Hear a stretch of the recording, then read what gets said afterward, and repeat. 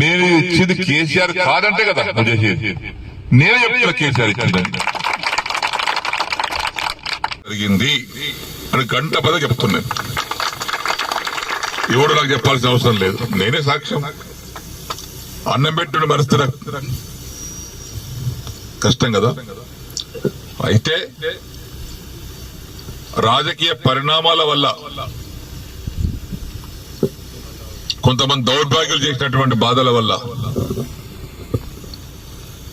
నేను కొంత నిర్ణయం తీసుకొని మారాల్సి వచ్చింది. అన్ని హామీ ఇస్తున్నా, 6 మాసాల్లో కూడా పూర్తి చేస్తా అన్నాడు. ఇవన్నీ సరే, కండువ కప్పుకున్నా. ఆ కండువ కూడా జాతీయ కండువ కప్పుకున్నా. నయమైంది. ఈ కోర్టు కేసులు ఉన్నాయి ఇప్పుడు మా మీద కోర్టు కేసులు నడుస్తున్నాయి. అరే చేతి గుర్తు కండువ కప్పుకోలేదు బాబు, ఇందిరమ్మ బొమ్మతో కప్పుకోలేదు, జాతీయ కండువ మోదీ కూడా కప్పుకోలేడు ప్రధానమంత్రి, అది కప్పుకోరా చెప్పిన. సరే, ఆ కథ వేరు లీగల్ గా. ఇప్పుడు ఈ పరిస్థితిలో మనం ఇక్కడ ఆగినాం. దానికి కొంతమంది రకరకాలుగా మాట్లాడుతాం. తర్వాత మొన్న నవంబర్ 7 తారీఖు నాడు సీఎం గారింటికి మీటింగ్ అయితే పోయినా. అందరు ఎమ్మెల్యేలకు మాట్లాడుతుంటే మాకు కూడా పిలిచాడు. అది ఫిరాయింపుదారుల ఎమ్మెల్యే మీటింగ్ పెడితే అందరం పోయినాం. మీటింగ్ అయినాక విడివిడిగా మాట్లాడి పోయినాం. పొంగులేటి శ్రీనివాస్ రెడ్డి కూర్చున్నాడు, బట్టివి కూర్చున్నాడు ఆయన పొలిటికల్ ఆ ఛాంబర్లో. నేను పోయి శ్రీనివాస్ రెడ్డి రేవంత్ రెడ్డి గారు లేచాడు, కూర్చోసేనని అన్నాడు. ఒకటి అడిగితే సమాధానం చెప్పినా కూర్చుంటా అన్నా. ఏందన్నాడు, నేను నీకు 21 జూన్ నాడు నాకు కండువ కప్పిన రోజు నాకేమైనా పైసలు ఇచ్చినావా, నన్ను ఏమైనా కొన్నావా, కట్లట్టు వచ్చినా కొన్నావా చెప్పు, నాకేమైనా ఇద్దరు ఉన్నారు, నన్ను ఏమన్నా నా ఎమ్మెల్యేషిప్ కొన్నావా, నన్ను కొన్నావా చెప్పు, నేను అమ్ముడు పోయినా నీకే చెప్పినా. లేదు, పోలేదు, ఇయ్యలేదు. దేనికోసం వచ్చినా, ఈ సమస్యల కోసం వచ్చినా. ఏమైనా అయిందా, ఏం కాలేదా, ఏమైంది, 100 కోట్లు ఎస్డిఎఫ్ ఉంటే 30 కోట్లు ఇచ్చారు. తర్వాత బంద్. దగ్గర 70 కోట్లు డబుల్ బెడ్రూమ్ ఉంటే 20 కోట్లు ఇచ్చి, 25 కోట్లు ఇచ్చి 45 కోట్లు ఇవ్వాలి. బంద్. పనులన్నీ పేమెంట్ లేక ఆగిపోతున్నాయి. ఆ కాంట్రాక్ట్ పని చేయమంటే పేమెంట్ ఇవ్వమని అంటున్నాడు. దవాఖాన బాన్సుడు బంద్ అయింది, కోర్టు బంద్ అయింది. సిద్ధపరిచారు వారి కాంట్రాక్ట్ 40 కోట్లు ఇవ్వాలి, వాడు బంద్ చేసిండు. మరి వీటి కోసం వచ్చినాయి కదా నేను. లేదా బట్టి గారు చిన్న దగ్గరికి ఇలా లిస్ట్ మొత్తం తీసుకోండి, ఆ లిస్టు తీసుకొని 2 సార్లు ఇచ్చేయండి, ఒకసారి కాదు కానీ.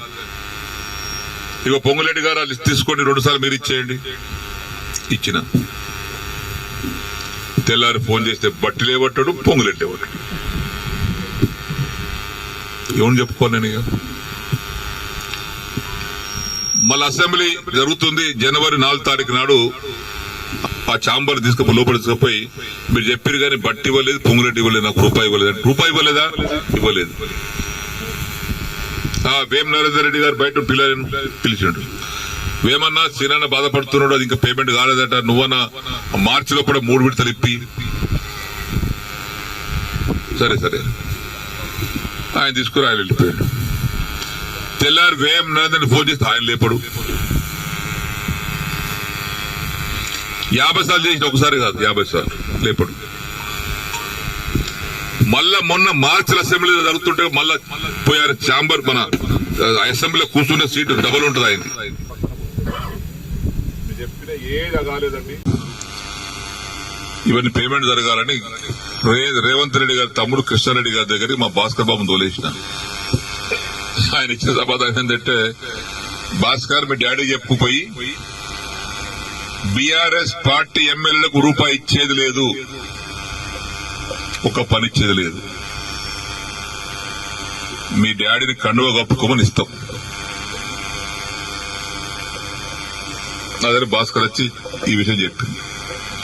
నాతను కాదు నాన్న, ఈ వయసులో నేను పార్టీ మారడం నా వల్ల కాదు, అందులో కేసీఆర్ మోసం చేసి రావడం నా వల్ల కాదు, సరే ఏమని రాకపోయినా నెల ఆగిన. బాన్స్వాడకు వస్తే కార్యకర్తలు చేసుకున్నటువంటి పనులకు బిల్లు కోసం రావడం, డబుల్ బెడ్ కట్టుకున్నటువంటి మహిళలు గుంపులు గుంపులుగా రావడం, మళ్ళా నెల 15 రోజుల తర్వాత మళ్ళా భాస్కర్ మళ్ళా తోలేసిన ఆయన దగ్గరికి.